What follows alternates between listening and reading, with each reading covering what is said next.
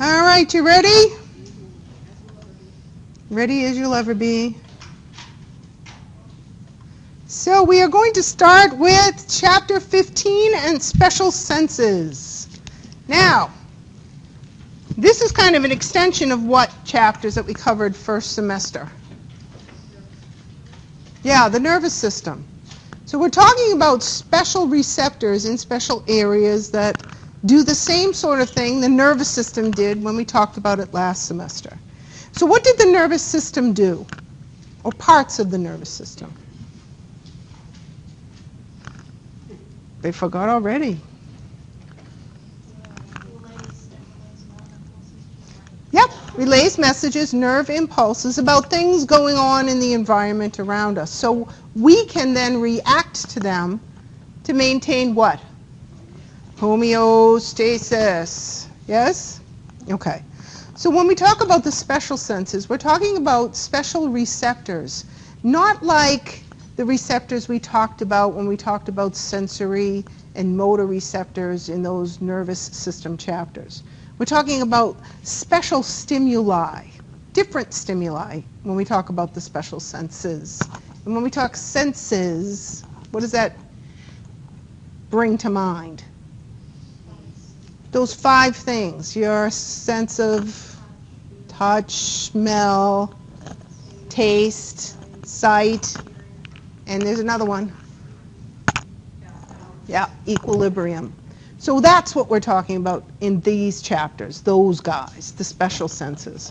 And the first special sense is what we call a photoreceptor. What's a photoreceptor? So what is it stimulated by? What's the stimulus that fires off the neurons of a photoreceptor? Light. So if I scream into your mouth, do you taste anything? Sometimes. No? Well, it depends if you get a little spittage there. If I yell into your eyeballs, are you going to see anything? Maybe. No. The spit coming up. Okay, so you get the point. These are special senses, special receptors that pick up, in this case, light waves. So when we talk about the eye and vision, we have to talk about those photoreceptors located very safely within what we call the accessory structures of the eye. Now, some of the accessory structures of the eye are pretty much everything else, everything we're going to talk about except for the receptors. The receptors are going to be located in a specific layer inside the eye called the retina. And several different layers of neurons are going to help relay messages from light or light stimulus. So, eyebrows are an accessory structure. What do you need eyebrows for? Yeah, we're made kind of weird. We have, especially some guys have it pronounced. My husband does. We call him the Cro-Magnon man. He's got his forehead kind of sticks out a little bit, and then the eyes come in underneath. We all are pretty much made that way. Have a little bit less because we have less bone density than they do. That's pretty much the only reason. But things, as they fall from the atmosphere, tend to collect in the eyebrows, so they don't do what? They don't fall in your eyes. So eyebrows are an accessory structure. We also have eyelids. And the eyelids are there, again, to protect the eyeball. The eyeball's huge because that's going to hold a lot of different structures to help me see or visualize. So eyelids, another name for them is the palpebrae, and eyelashes are there for protection. That's right, girls, they're there for protection, not for you to put 17 coats of mascara on. And me, I'm a little bit uncoordinated with the mascara, okay? Not the high coordination level. So I usually end up doing what? Poking myself in the eye. But the eyelashes are there to do the same thing the eyebrows are there for. So dust doesn't go in your eyes. And then we all go put all that crap on our eyelids. So don't do that. I'm pretty sure dust collects from that too. Dust collects. This is true. So eyelids for protection to help maintain moisture in that region because it's exposed to the environment. We don't want it to dry out. And our good old eyelashes. Another thing that we have are something called tarsal glands. They are a form of meibomian gland. And they actually secrete oils. So you kind of grease up those eyelids, kind of like a little oil. What happens to hinges that keep opening and closing for long periods of time if they're not oiled up? They have a hard time opening and closing, and they might even do what? Stick. Do you ever have a door stick? Well, it's usually not because of the hinges, but they might stick together. So these meibomian glands, or tarsals, are going to secrete an oily substance to help lubricate that area so your eyes don't stick closed. We also have a group of membranes called the conjunctiva. Yeah, and if you ever had an infection and an inflammation of the conjunctiva, anybody ever have conjunctivitis? What happens to all those wonderful little oiling secretions in the glands and all that good stuff? You wake up in the morning, your eyes are stuck closed, and you have to kind of pry all the goop off of them to open them up. So we see that those are very important secretions that are coming from these glands when we have conjunctivitis, and kind of emphasizes the fact that those guys have an important job. So the conjunctiva are membranes that are going to help moist or keep moist the area, and they talk about conjunctivitis in the homeostatic imbalances. Another group of very important liquid secreting accessory structures of the eye are your lacrimal glands. And what's a fancy name for those? The tear ducts. These are exocrine glands. What's that mean? The gland itself, you can see at the top of the eye, is where the product is made. And in this case, the product is tears, which is kind of a little bit of a salty water substance. Yeah, like saline solution. The product is produced in the gland, and then it's excreted through tubes or ducts, D-U-C-T-S's, where?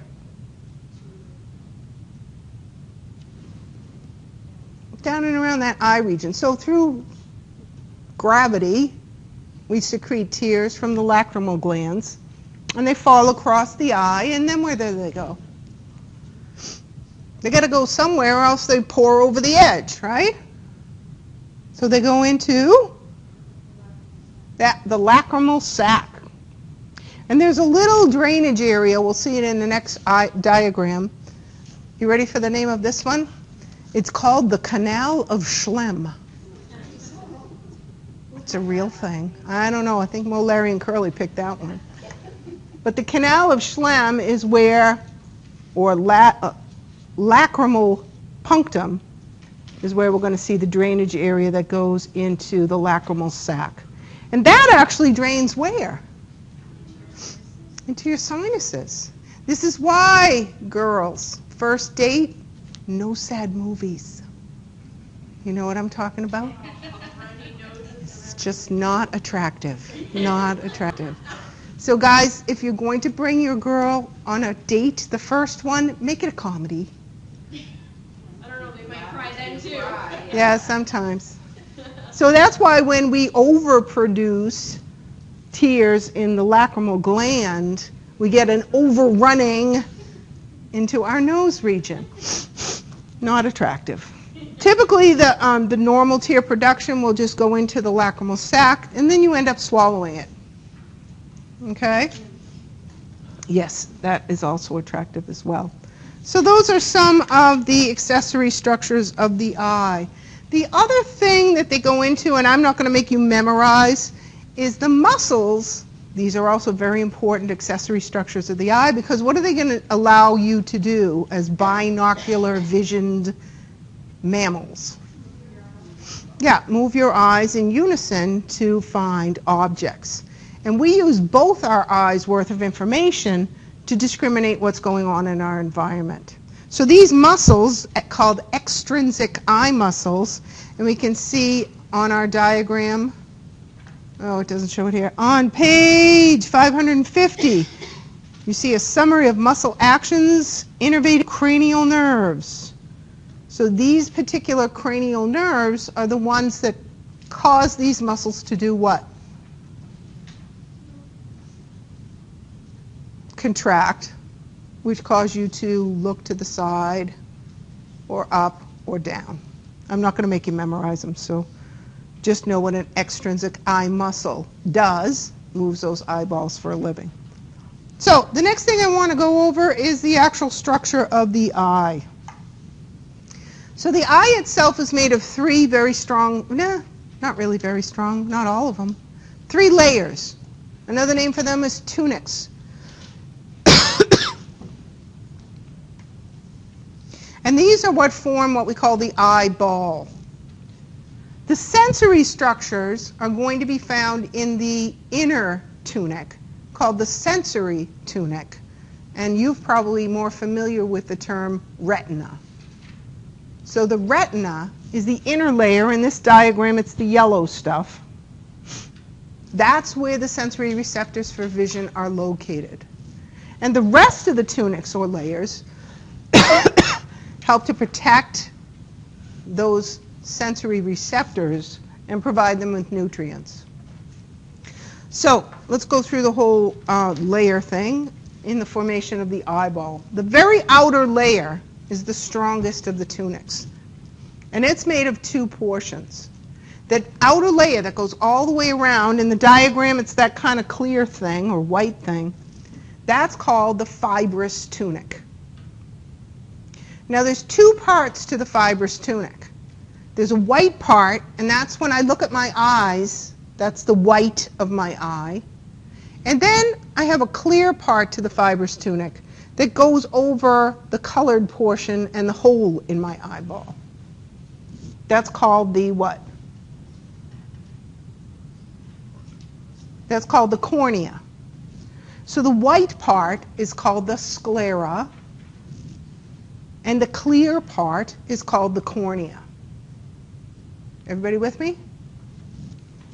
They're all part of the fibrous tunic. The next tunic in line is going to be called the choroid. It's called the choroid because it has a very dark pigment in it. The dark pigment's there for a reason. And you guys in lab today, you know what it's for. What's it for?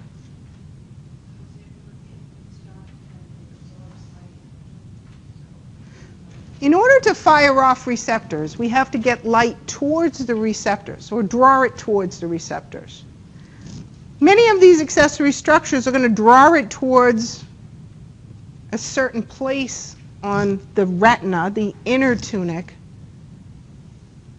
called the sensory tunic. So we can fire off sensory receptors for vision.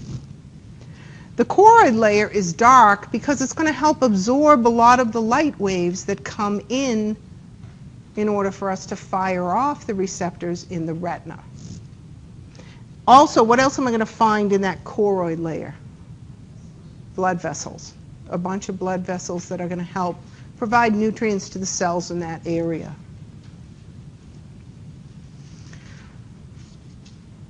So another name for the choroid layer is the vascular layer, where blood vessels live. And in the front of the eyeball, an extension of that choroid layer is going to contain some very important muscles. There's one group of muscles on either end of that little round frisbee thing in the middle called ciliary bodies. And they are muscles that are going to help hold in the lens. Ciliary zonules are like strings that hold on to the lens. And the ciliary muscles can contract and relax to help lengthen or shorten that lens when I need to bend the light a certain way. The other extension of this layer is called the iris, and that comes further down into that area where the cornea is. Now, some of us have blue irises, and some of us have green irises, and some of us have brown irises, and some of us have hazel irises. What else? What did I forget? Black. Some have black. So that's when I look at my eye, that's your eye color part of your eye. And it's your genetics. You make certain proteins that build up in that pigmented layer of the iris. And depending on your genetics, you produce different proteins that will reflect different colors. Now that's a muscle that's going to help control, does anybody know? Pupil's a hole. You can't pick out your pupil. It's a hole. Why is it black? Because you're looking into a black room. Remember that choroid layer? When I look into my eyeball, it's a black room. I can light it up, and that's what the doctor does every time you go to the eye doctors. They take that little flashlight and they look in your eye. They're lighting up your eye so they can see inside. But typically it's black because of that choroid layer in the back. So the iris is going to control the amount of light that enters the eye. The lens is going to bend it in a certain way so it comes to the back portion of the eye where the highest visual acuity is. What the heck does that mean? I'll give you a hint. I look out into this crowd, and I'm looking at you. Picking on you. You are in the best focus that I have. Yes? I can see everybody else, but they're not in focus like you are. You're all fuzzy. Yes? When the light comes in that's being bounced off of you to my eye, the place in which I have highest concentration of receptors, particularly color receptors called cones, are in a certain area in the back of your retina. And that's where I want to aim for. That's where I want the light to go. That's where I want all these light beams to go, to this area here on the back of the eyeball called the macula luteae. And smack dab in the middle of that, we call it the fovea centralis. And that's the place in your eyeball that when you're looking at something, and whatever it is in the best focus is, that's where that light beam is pointing to. But there's light coming from all over, right? And that's going to bounce on the rest of the places in the retina and fire off those receptors. Again, we're going to send that information for processing where? The occipital lobe of your brain. And that's where I actually see. This is just bringing the information in. In order for me to visualize something, I have to be able to get that information to the brain for processing for vision. Okay? And that's the place I want to get it to. So these structures are going to help me do that. The last layer they talk about is the inner layer of the eye, and that's called the retina. That's the yellow thing on this diagram. That's where my sensory receptors are located. Again, the highest concentration, where I get my best and sharpest vision, is in that fovea centralis and macula luteae region. And, huh?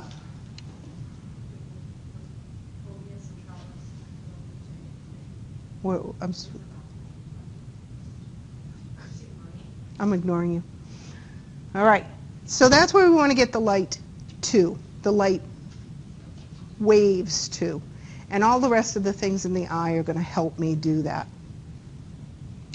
Now, remember, light has to pass through all these structures. It has to pass through the cornea, which is a clear group of tissue. And behind the cornea, it has to pass through a chamber of fluid. And what's that chamber of fluid called?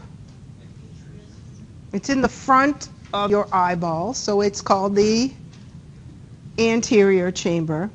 And it's filled with a fluid that's a lot like water. Aqueous humor. Okay? So fluid has to pass through, light waves have to pass through the aqueous humor, through the hole, the pupil, past the lens. It's going to get reflected by the lens. Then it has to pass through another big chamber of fluid. That fluid is kind of like runny jello. It's not liquid like the aqueous humor. It also doesn't get produced continuously like the aqueous humor does.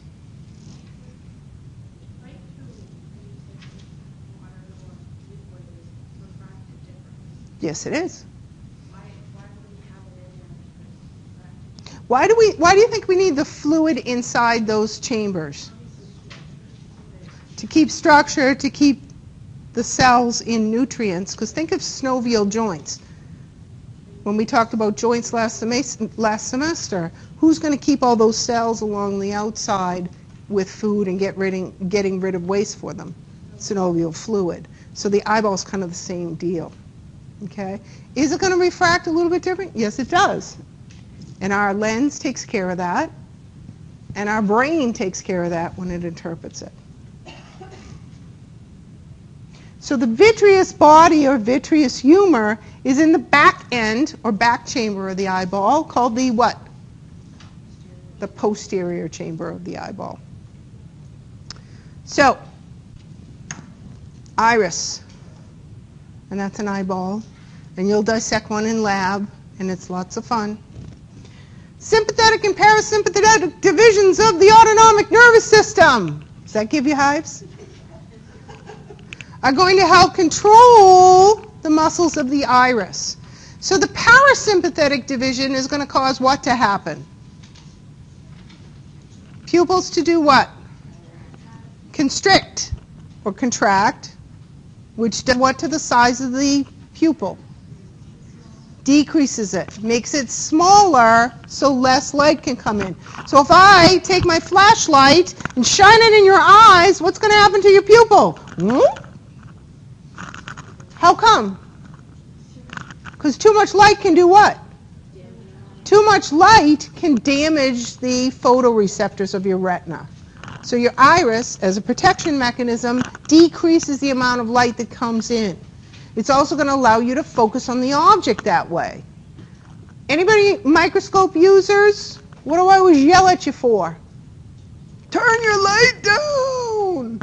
Can you focus on anything under your microscope if your light is too high? No. It sort of shines right through the object.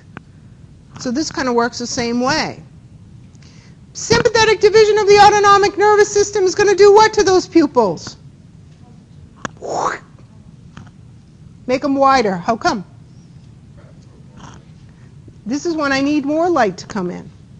Now, dilation of the pupils happens when light intensity goes down. But is that the only time your pupils dilate? If I pick up something really heavy and throw it at you right now, guess what's going to happen to your pupils? They're going to go, and hopefully it won't get hit by the object. So there's other reasons why our pupils might dilate as well. Anybody ever take a substance that might cause their pupils to dilate? Not that any of you have ever done this, but have you ever been pulled over by an officer and asked to get out of the car? Or watched it on TV? And what's one of the first things that officer does? Why? Certain substances will prevent your pupils from getting small. So even though the officer might shine his big flashlight in your eyes, your pupils don't get small. There's the first indicator you might be under the influence of some other substance you probably shouldn't be under and behind the wheel. Yes? That's number one. So that's a quick one. So sympathetic and parasympathetic divisions are going to help control iris muscles. to help control the amount of light that comes into the eye. Those fluid chambers are very important. Anterior chamber is going to help keep those eye, or structures behind that eye, give that plenty of moisture, nutrients. And where is that? I'm going to skip ahead a little bit. What is the name of that little canal that, oh, they don't have it in this textbook. They call it the scleral venous sinus in this textbook. Yeah, but they don't call it the canal of Schlemm. Oh, that's what you were looking for. No. How do you spell it? S-H-C-L-E-M. Schlemm. Schlemm. All right, so scleral venous sinus is where this fluid is drained. So you're continuously making aqueous humor down by number 1, and it flows throughout the anterior chamber and is drained in the scleral venous sinus number 3. All right, so that fluid's very important. You constantly make aqueous humor. You don't always, and as a matter of fact, you typically don't make vitreous humor. What happens sometimes as we get older is we might even get little crystals forming in our vitreous humor in the posterior chamber of the eye. And I described this to my lab students today. Usually it happens when the sunlight is really bright. The sun's really bright, and all of a sudden you see sort of like a little shadow floating by, and there's really nothing there. Sometimes you do that under the influence of things you shouldn't be on. But in the case of we call them floaters. Have you ever heard of that? Sometimes you'll see them when you look in your microscopes. You'll see like little clear things floating by. That's little crystallized pieces of vitreous humor that kind of cross the field of view, or the light that's coming into that fovea centralis region. Huh? Say it again. Yep. That's what it is when you look at the microscope too. So anterior segment, aqueous humor, posterior segment, vitreous, constantly make aqueous, and the running jello in the background we don't typically make. What's glaucoma? Yeah, when that canal of Schlemm or scleral venous sinus gets plugged up and doesn't drain that fluid properly, what happens to the pressure in that anterior chamber? It builds up, and that's a problem because look at all the guys around the back end of that chamber that might be influenced by increase in pressure. Are the muscles going to be able to contract properly in the iris if they're under too much pressure? No. How about the lens? Yeah, it's going to have trouble adjusting to light. Glaucoma is a buildup of pressure there, and that's that nasty little puff of air that I hate that. I just went to the doctor's. Always flinch. You know it's coming. But that's what they do it for, to test the interocular pressure. Because if that pressure is building up, it can start to cause problems with your vision. And that's what... No, usually sometimes, eye drops can help, but certain drugs can relieve the pressure there. What's a cataract? No, it's your lens. That lens, and when you dissect your eyeballs, you're going to say, no, it's not clear. No, it's not clear because the cow eyeball is dead. But in the live cow eyeball, and in your eyeball too, your lens is typically clear. The tissue is dead, so it starts to get cloudy. With a cataract, that will happen, and you'll still be alive. So the lens starts to get cloudy. And how do you get rid of cataracts? Throw out the lens, put in a new one. Okay?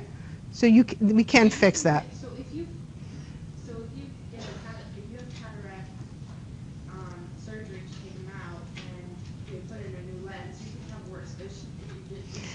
actually, modern technology has created lenses that can correct your vision. Oh, see, yeah.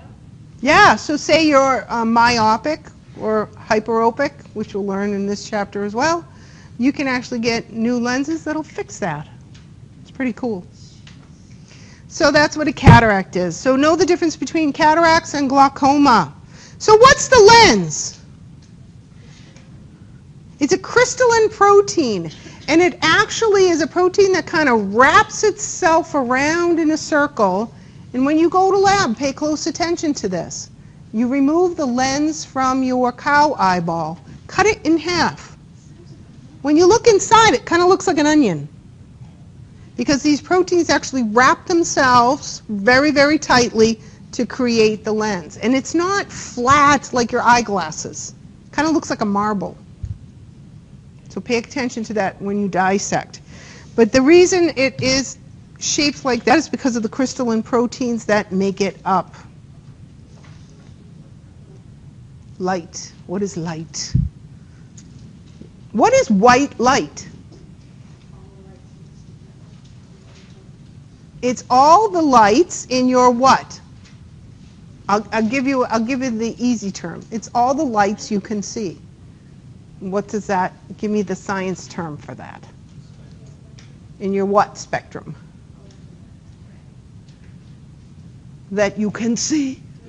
Your visual spectrum. So for humans, all the light we can see, and that's not all the light there is by any means, right? But that's the only light that's going to fire off our receptors. The wavelengths that we can visualize in are between what? 400 and 700 nanometer wavelengths of light. And white light is composed of all of the different wavelengths in that visual spectrum. So it's kind of weird because you think white is no color, but when it comes to light, white is all the colors. So what are the colors in our visual spectrum? You probably learned this when you were young. Roy G. Biv, right? What's that mean? Red, orange, yellow, blue, indigo, violet. So those are the different wavelengths that make up white light. And that's the light that's in your visual spectrum. So they go through the whole quantum physics and electromagnetic waves, and don't get too crazy about that. I just want you to understand what white light is and what it's made up of. Now, why is it I see a certain color?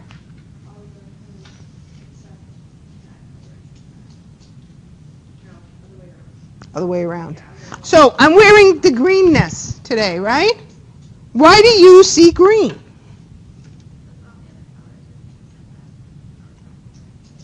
Opposite. What's being reflected off of this object? Green. It's being reflected back where? At you. To your eyes. It's going to enter your eye and fire off your receptors that pick up that particular color. When I see white, why do I see white? All the colors in the spectrum are being reflected off that object. That's why they tell you to wear white in the summertime, because they're not going to be absorbed, and along with the light waves comes some heat. Yes? Dark colors. They're going to absorb more of those light waves. Okay? So that's why they tell you to wear them when? In this lovely winter time when it's 9 degrees outside. We want to collect as much light as we possibly can because that's going to help to give us a little bit of heat. Yes? Okay. So that's why we see what we see. That's the description of the electromagnetic spectrum. And remember, we have different receptors that are going to pick up these different wavelengths in light. This is talking about refraction, exactly what you said before. Wavelengths will travel a little bit differently through the air than they do through liquids. So we'll do a couple of tests in lab to show you that we're actually going to visualize different things, whether or not they're passed through air or liquid. Is this spoon actually broken? But you see it as broken, don't you? Because of the way the wavelengths travel through the different mediums. So that's basically what that's talking about. Focusing light on the retina. And that's probably a good place to end. Any questions?